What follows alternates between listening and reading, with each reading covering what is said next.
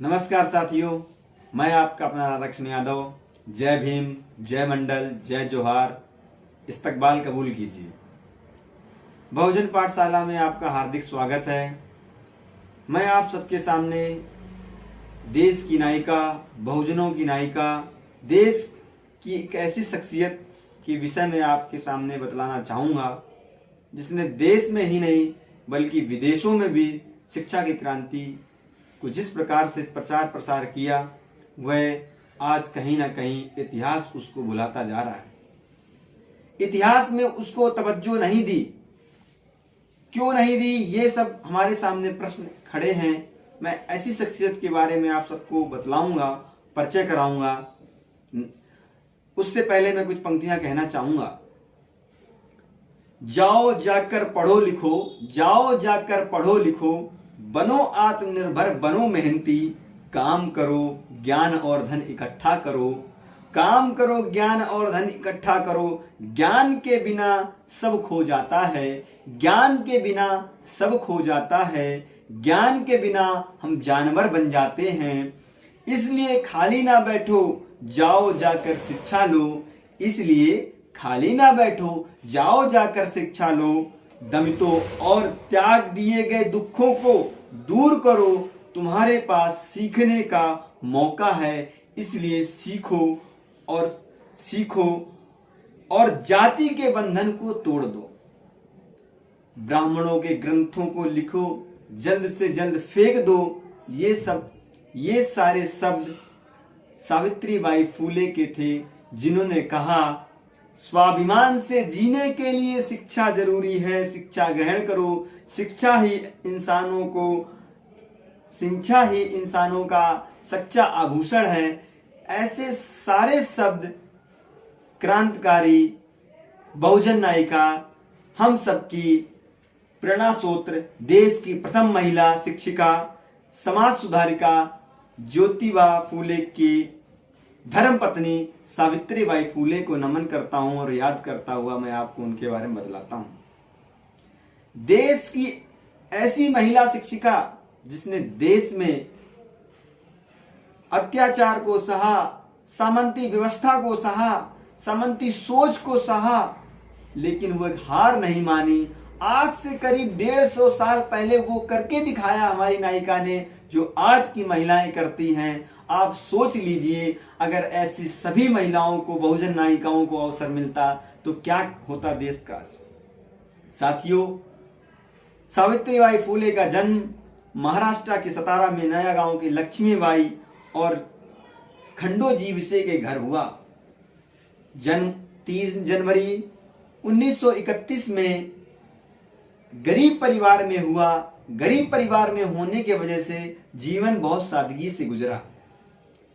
इतना सादगी से गुजरा, एक पिछड़ा इलाका, क्योंकि सावित्रीबाई फूले खुद ही माली समाज से आती थी।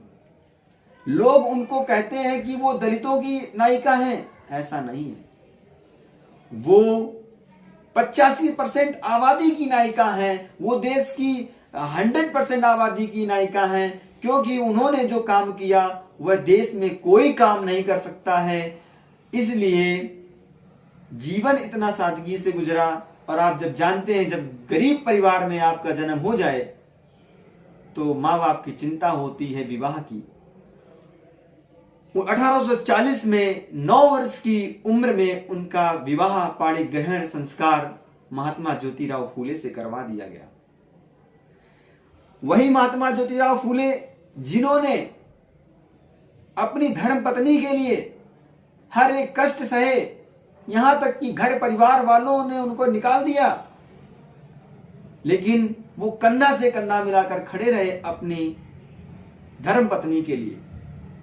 और उन्होंने कहा, सावित्रीबाई फूले ने कहा कि मेरे पहले गुरु, मेरे आदर्श अगर कोई हैं तो वो महात्मा ज्योतिराव फूले हैं।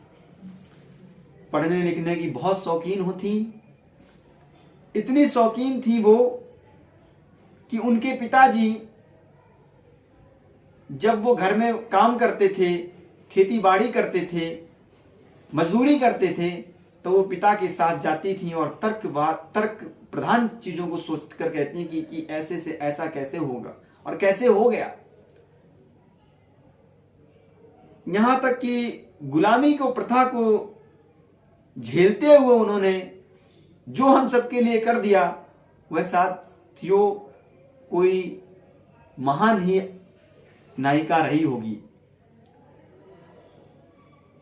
अमेरिका के ब्रिटिश लेखक ने जब अमेरिका में थॉमस क्लासन ने एक बात कही, जब अमेरिका में अफस्की गुलामों के जीवन के बारे में उन्होंने पढ़ा और लिखा अपनी किताब में थॉमस क्लासन ने, तो उस किताब को जो महात्मा ज्योतिराव फूले ने सावित्रीबाई फूले को लाकर दिया और कहा इसको आप पढ़ो इसको, आपको पता चलेगा गुलामी की दास्तां कितनी भयंकर होती है। देश की 85% आबादी आज भी कीचड़ में बसी हुई है। तब उन्होंने इसको पढ़ा और संघर्षों को देखा, तो उसमें उन्होंने सीखा उससे कि जिस समाज से मैं आती हूं, शूद्र, अतिशूद्र, वंचित महिलाओं के संदर्भ में उन्होंने जो वहां से पढ़कर के सीखा, और उन्होंने कहा कि कितनी भी बेड़ियां मेरे लिए बांध दो, लेकिन मैं अब रुकने वाली नहीं हूं। उनकी प्राथमिक शिक्षा महाराष्ट्र से ही हुई। उसके बाद वो 1848 में उन्होंने एक पाठशाला खोली। वह पाठशाला में सिर्फ 9 विद्यार्थी थे। और साथियों आपको बता दूं, लोग कहते हैं कि सावित्रीबाई फूले सिर्फ दलितों और बहुजनों की नायिका थी। ऐसा नहीं है, ऐसा नहीं है। उन्होंने जो 9 विद्यार्थियों, महिलाओं और बच्चियों को लाकर के एकत्रित किया, उसमें बहुजन के अलावा अपर कास्ट की भी छात्राएं थी। और उन्होंने सबके लिए कहा कि सबको शिक्षा होनी चाहिए, समान शिक्षा की बात उन्होंने की। जो आजकल हम लोग बात करते हैं, प्रोग्रेसिव सोच वाले लोग कहते हैं कि हम बहुत प्रोग्रेसिव सोच के हैं, सबकी बात करते हैं। हमारी तो पूर्वजन और हमारी तो नायिका और हमारे पुरखों ने तो उस जमाने सोच लिया था, समझिए। और उस जमाने उन्होंने भेदभाव के खिलाफ कहा। 1848 की बात मैं कर रहा हूं आपको। देश आजाद होने के तत्काल बाद हमारी नायिका, हमारे पुरखों ने तब सोचा, जब आज आप लोग कहते हो कि मैं आप सबकी समान शिक्षा, मैं सबकी बात कर रहा हूं। हमारी तो नायिकाओं, हमारे पुरखों ने तब सोच लिया था कि सबके लिए शिक्षा होनी चाहिए। 1 जनवरी 1948 से मेडेवाली में लड़कियों के लिए एक स्कूल रूप में कार्य करना शुरू कर दिया। वही पाठशाला स्कूल का कार्य रूप लेकर के काम करने लगी हम सबके सामने। दोस्तों, ऐसा भी मैंने पढ़ा है कि महात्मा ज्योतिराव फूले घर में काम करते थे और अपनी धर्मपत्नी को वो स्कूल भेजा करते थे। आज कोई ऐसा समाज कर सकता है? महिलाओं को जिस प्रकार बेड़ियों में बांधा जा रहा है, महिलाओं को जो दबाया जा रहा है, महिलाओं के साथ जो ज्यादतियां हो रही हैं, इसके खिलाफ, इस सोच के खिलाफ हमारी नायिका थी। उन्होंने बताते हैं कि जब वो स्कूल में अध्ययन और अध्यापन कार्य करती थी तो वो 2 साड़ियों के सहित जाती थी। एक साड़ी अपनी बैग में लेकर जाती थी और दूसरी साड़ी पहन के जाती थी। समाज उनके ऊपर मैला फेंकता था, कीचड़ फेंकता था, गोबर फेंकता था, लेकिन वो हार नहीं मानी और कहते हैं कि स्कूल में जाकर के वो अपनी ड्रेस बदलती थी पहले। साथियों, 150 साल पहले की बात को आज अगर हम जोड़े तो आज आपको लगेगा कितनी ज्यादतियां रही हैं महिलाओं के साथ। और वो भी एक पिछड़े तबके से आने वाली महिला, एक बहुजन नायिका, जिनका कहीं शिक्षा में अब रोल ही नहीं रहा। हमेशा समंती सोच वालों ने कब्जा करने को सोचा। उस महिला ने देश में एक स्कूल, महिला स्कूल चलाने का जो संकल्प उठाया, वह बहुत स्वागत योग्य है। और हमें लगता है हर घर से सावित्रीबाई फूले निकलनी चाहिए। जिस घर में महिला है तो उस घर में सावित्रीबाई बनकर निकले हमारे सामने। सिर्फ पर्दाओं में महिलाओं को नहीं रखना होगा। हम बड़ी बड़ी बात करते हैं कि यत् नारेस्तु पूजन्ते रमन्ते तत्र देवता। जहां पर नारी की पूजा नहीं होती वहां देवता निवास नहीं करते। तो फिर ऐसी महिला क्या, हमारी मनीषा वाल्मीकि जैसी महिला बच्चियों के साथ जो दरिंदगी की गई बहुजन महिलाओं के साथ में, हमें आना पड़ेगा और हम सबको लड़ना पड़ेगा। सावित्रीबाई फुले ने कहा कि जाओ स्कूलों की तरफ जाओ, आप स्कूलों की तरफ मुड़ो।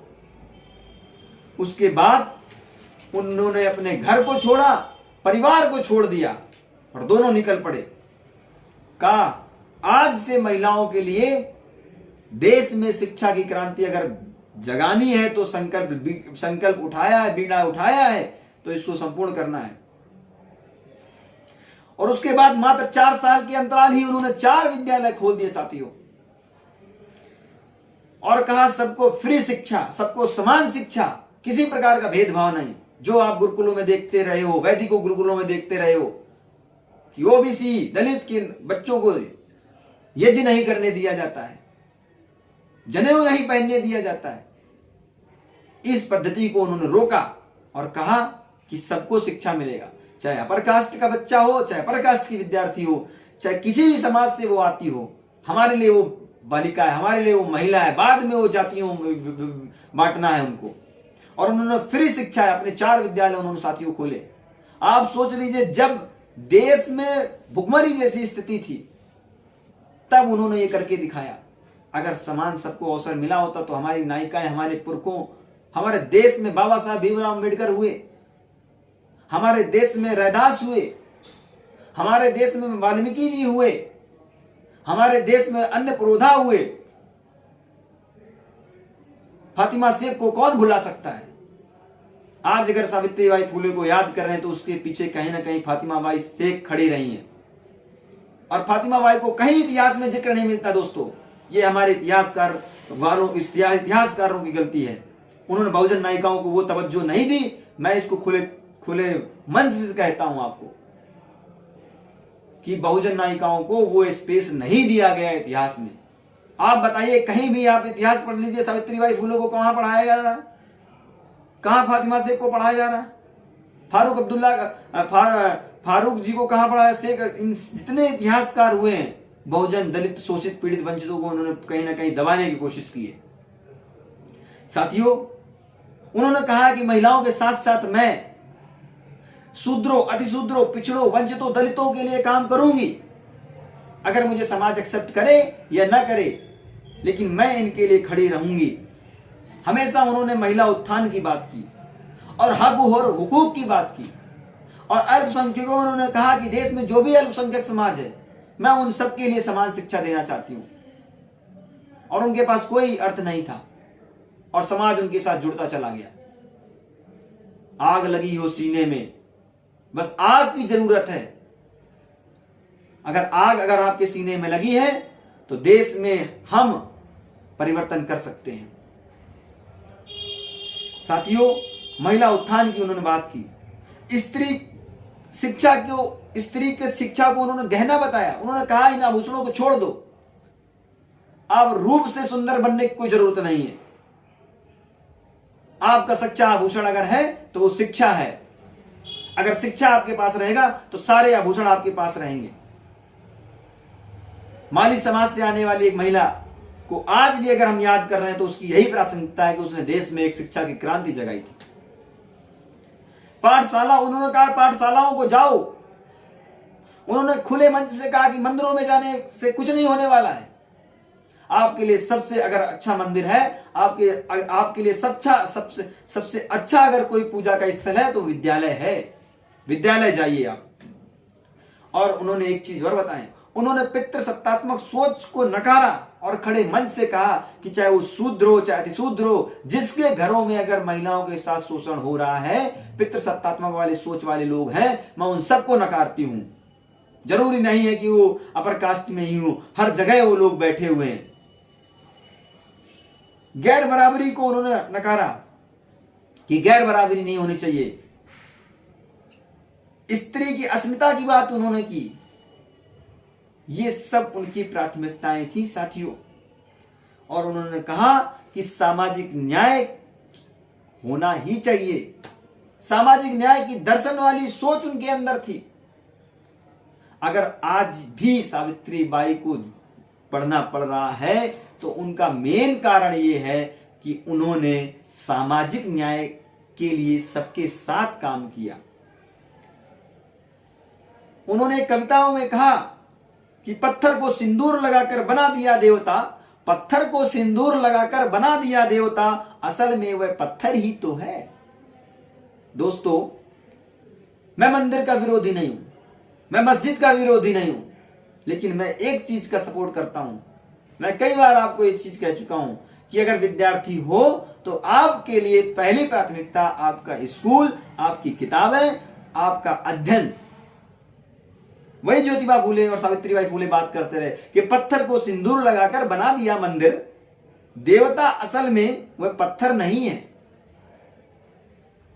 साथियों, उन्होंने कर्मकांड, अंधविश्वास और तर्क विज्ञान परक सोच को बढ़ावा दिया। कर्मकांड को उन्होंने नकारा, अंधविश्वास को उन्होंने नकारा और कहा क्रांति तभी आ सकती है जब हर एक घर में सावित्रीबाई फूले बनकर निकलेगी।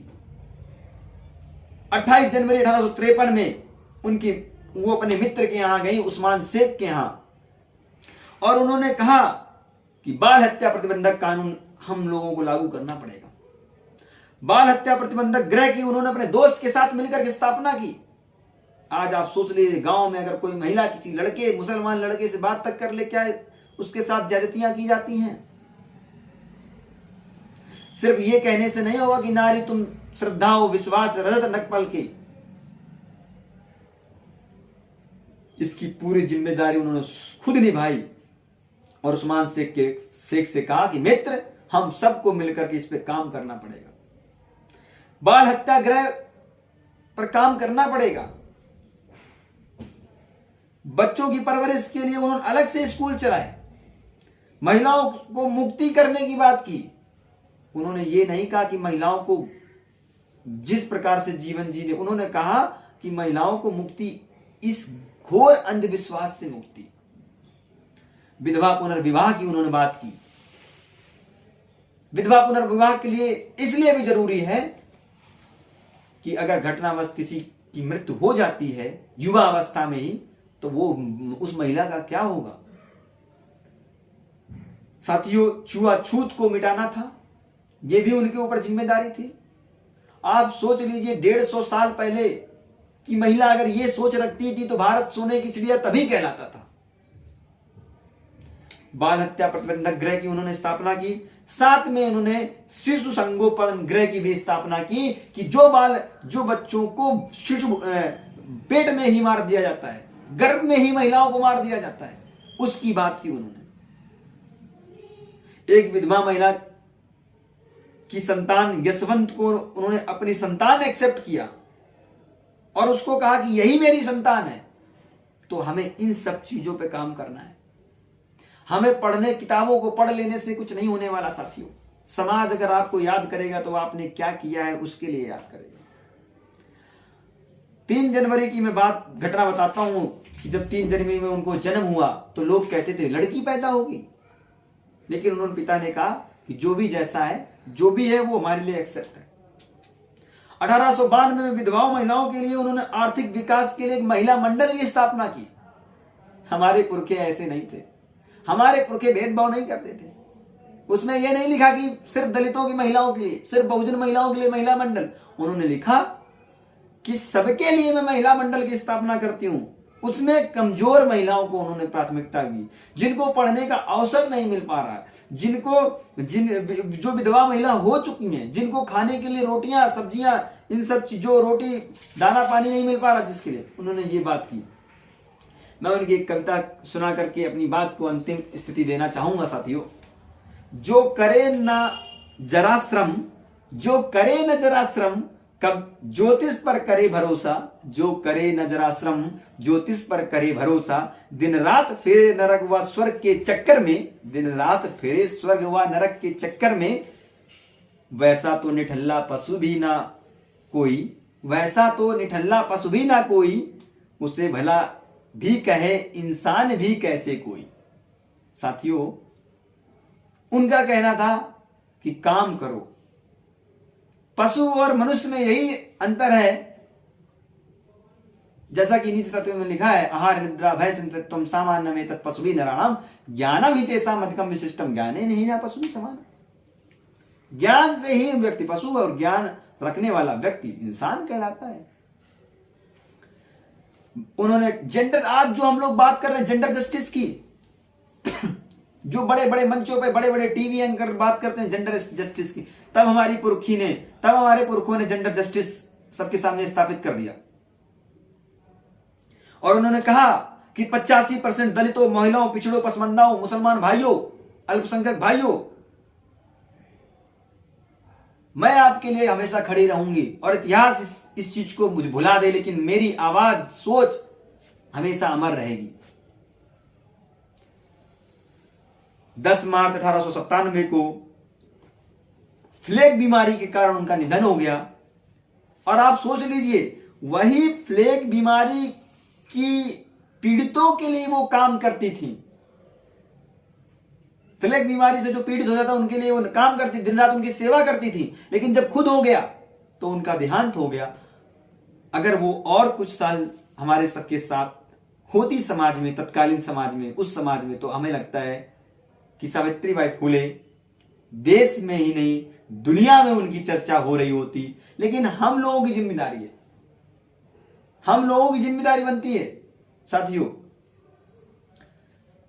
एक किताब है सावित्रीबाई फूले रचना समग्र, हम सबको पढ़ना चाहिए। उसके संपादक रजनी तिलक जी हैं, उन्होंने संपादक में किया है।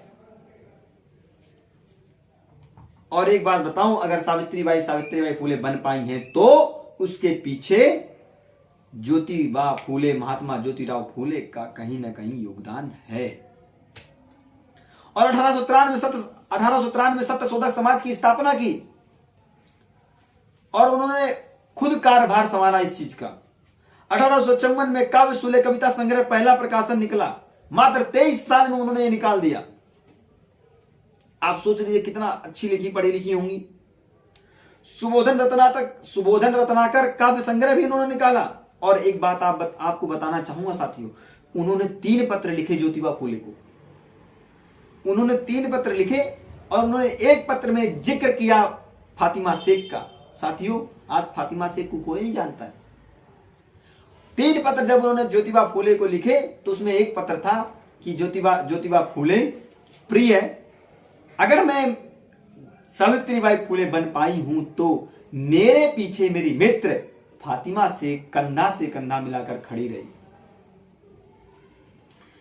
तो साथियों, मैं आप सबसे निवेदन करना चाहूंगा कि अपने पुरखों को पढ़ो, और पढ़ो इसलिए ना पढ़ो कि सिर्फ नौकरी मिल जाए, इसलिए पढ़ो कि समाज तभी याद करेगा जब आप अपने पुरखों को याद करते रहेंगे। मैं अपनी बस कुछ पंक्तियों के कहने के उपरांत अपनी वाणी को विराम देना चाहूंगा। सहा जिन्होंने कीचड़ गोबर पत्थरों की मार, सहा जिन्होंने कीचड़ गोबर और पत्थरों की मार, उतारना चाह समाज से पिछड़ी सोच का भार, भारत की पहली महिला शिक्षिका का जो है कहलाती, कन्याओं की शिक्षा के लिए समाज से भी लड़ जाती, वह थी सावित्रीबाई फूले। जय भीम, जय मंडल, जय सावित्रीबाई फूले। साथियों, अगर मेरी बात आपको पसंद आई हो तो लाइक सब्सक्राइब कीजिए, ताकि मैं बहुजन पाठशाला के माध्यम से आप सबको बहुजन योद्धाओं के बारे में बताने का प्रयास करूं। जय भीम, जय मंडल, जय समाजवाद।